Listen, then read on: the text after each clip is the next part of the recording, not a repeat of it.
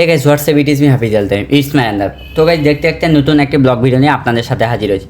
আজকের ব্লগ ভিডিওটা হতে যাচ্ছে একটু ডিফারেন্ট টাইপের, কারণ আজকে আমি যাচ্ছি ইতিহাস ও সংস্কৃতি হয়েছে দিনাজপুরে একটি ঐতিহ্যবাহী রামসাগরে। তো রামসাগরে গিয়ে কী কী দেখলাম এবং রামসাগরে গিয়ে কী কী করলাম তাই এই ভিডিওর মাধ্যমে তুলে ধরবো। তো ভিডিওটি ভালো লাগলে অবশ্যই ভিডিওতে একটা লাইক করবেন এবং চ্যানেলটি সাবস্ক্রাইব করবেন এবং ফেসবুক পেজটি ফলো করবেন। তো গাইস চলুন ভিডিওটি শুরু করা। তো গাইজ আমরা রামসাগরে প্রবেশ করলাম। রামসাগরের প্রবেশ মূল্য ছিল একজনে 20 টাকা করে, যেহেতু আমরা দুইজন গিয়েছিলাম দুইজনে 40 টাকা। রামসাগরে শুধু যে এই রাম দিঘিটি আছে তা নয়, এখানে কিন্তু সুন্দর একটি চিড়িয়াখানা আছে এবং প্রকৃতির পরিবেশটি ছিল এক কথা বলতে গেলে অস্থির।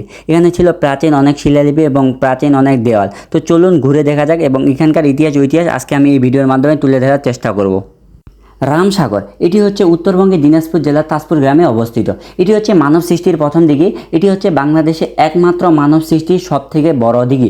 এর আয়তন হচ্ছে 4,37,992 বর্গ কিলোমিটার এবং দৈর্ঘ্য হচ্ছে 1031 মিটার এবং প্রস্থ হচ্ছে 364 মিটার, গভীরতা প্রায় 10 মিটার এবং পাড়ের উচ্চতা প্রায় 13.5 মিটার। আর ভিউটা বলতে গেলে এক কথা ছিল অসাধারণ। দেখতে পাচ্ছেন প্রকৃতির সৌন্দর্যে ঘেরা এই দিঘিটি, দেখতে পাচ্ছেন ভিউটা এক কথা বলতে গেলে অস্থির। চারপাশে গাছ, প্রকৃতির সৌন্দর্য এই দিঘিটিকে আরও ঘিরে রাখছে।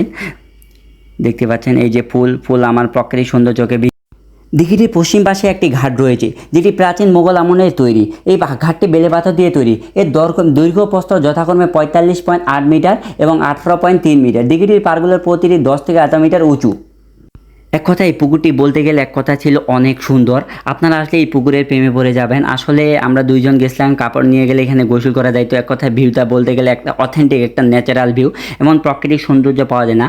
সব থেকে বিশেষ করে আপনাদের নজর কেড়ে নেবে এই ভিউটা। জাস্ট এনজয় সাম সিনেমেটিক ভিউ।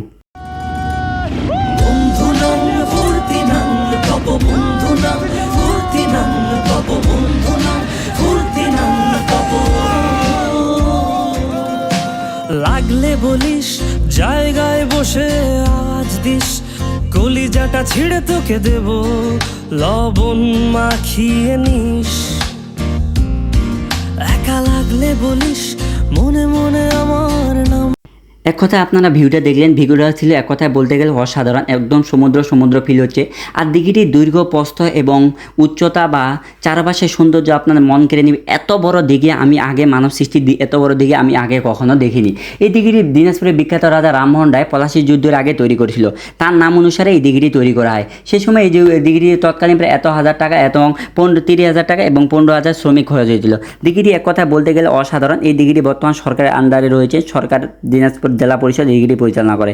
এছাড়া এখানে একটি চিড়িয়াখানা রয়েছে। তো চলুন চিড়িয়াখানা যাওয়া যাক এবং ভিডিওটি অবশ্যই ভালো লাগলে ভিডিওটি লাইক করুন এবং চ্যানেলটি সাবস্ক্রাইব করবেন এবং ভিডিওটি শেষ পর্যন্ত দেখবেন এবং আমার ফেসবুক পেজটি ফলো করবেন। এখানে আপনারা দেখতে পাচ্ছেন তাল, এই যে দেখতে পাচ্ছেন তাল, খেজুর, অনেক বাহারি রঙের গাছ, প্রকৃতির সৌন্দর্য ঘেরা। জায়গাটা এক কথায় বলতে গেলে ছিল অসাধারণ। দিনাজপুরের রামসাগরের সবচেয়ে থেকে যেই জিনিসটি আমাকে ভালো লাগে এই যে এইখানে হরিণগুলো আছে। এখানে প্রায় 40 থেকে 50টা হরিণ আছে এবং বানর আছে। দেখতে পাচ্ছেন বানর আসলে আমাকে অনেক ভালো লাগে।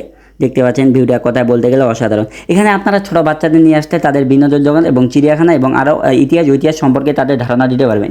এতে তাদের অভিজ্ঞতা বাড়বে এবং তাদের মন মানসিকতা সুন্দর হবে। এই যে দেখতে পাচ্ছেন বানরগুলো। এখানে একটি পাখি। এখানে প্রায় 20 থেকে 25 বছর ধরে এই অজগর সাপটি অবস্থান করতেছে। এই অজগর সাপটি প্রায় অনেক মিটার লম্বা বা উচ্চতা অনেক বড়, যা আমি বলে বোঝাতে পারবো না। আমি কিছুদিন আগে একবার গিয়েছিলাম 2 বছর আগে, তখন এই সাপটি দেখেছি আজকেও। আর এখানে দেখতে পাচ্ছেন হরিণ, 40 থেকে 50টা হরিণ। দেখতে পাচ্ছেন ভিউটা এক কথা বলতে গেলে অসাধারণ ছিল।